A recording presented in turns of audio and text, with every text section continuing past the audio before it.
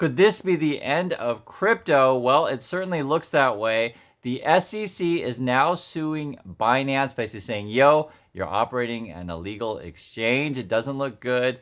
CZ is also part of this thing. And you guys know with the whole Sam Bankman-Fried and FTX, how that turned out. And I've never been a fan of this stuff. You guys know that all the other YouTubers were pumping it, essentially part of the scam.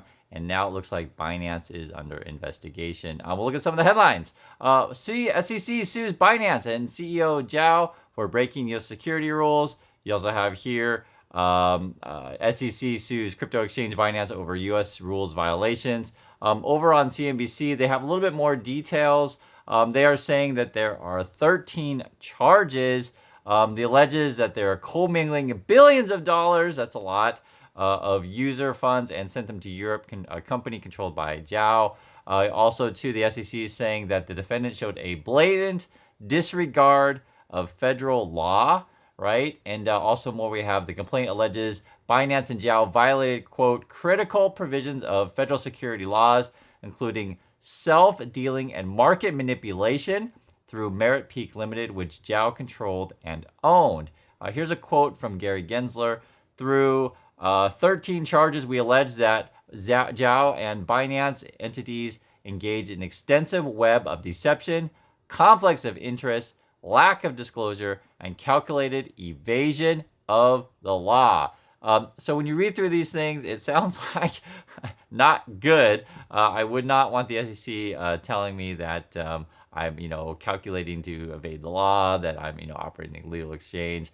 And this is also in a long line of history. What was going on with, say, Sam Bankman-Fried and FTX. So I'd love to hear your guys' thoughts on these things. Do you think Binance can recover? What do you think about something like, say, a Coinbase or Robinhood, these kind of things? Do you think all of these are essentially going to go the way of the dodo, I guess you could say?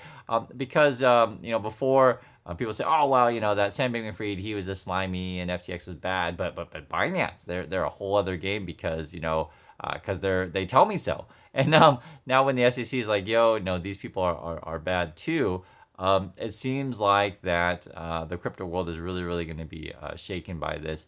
Now, my opinion, all of crypto is essentially a greater fool theory. Essentially what that means is that, okay, I have a dog coin and, I think the dog coin is worth something because I believe I can sell it to someone else at a higher price. That's essentially the value, right? Can you convince someone else to buy it? I just don't see that, trying to create a alternative currency that's going to compete with government-backed currencies is a viable option. I've always said that. I understand that there are crypto people out there that think it's just so awesome, but it's tough, I mean, you're going against world governments, right? And I guess people say, well, Chris, that's the point. I hate the government. That's why I want to create an alternative currency. And in order to do that, you have to have like essentially convince all these other people to buy it from you. Like you have to convince people that it has value. And if there's no way to exchange said things, right? If there's no exchange to put these on, like how is it possible that crypto will survive? My answer simply is I just don't think it can. If there's nowhere to exchange it, like how is it possibly going to survive? And I'm leaving this open question to you. Now, people who watch my channel, you already know my feelings on these things. There are so many channels out there that will pump you whatever monkey coin, a dog coin, a sheep coin, or whatever thing else, and everyone else is pumping up your NFTs and all these kind of things. But I think the party is ending.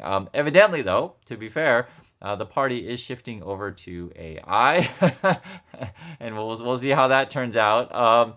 I think there at least is some use value with that stuff because yes, companies actually do use AI technology and things like that. I mean, it's not like they don't use it for something.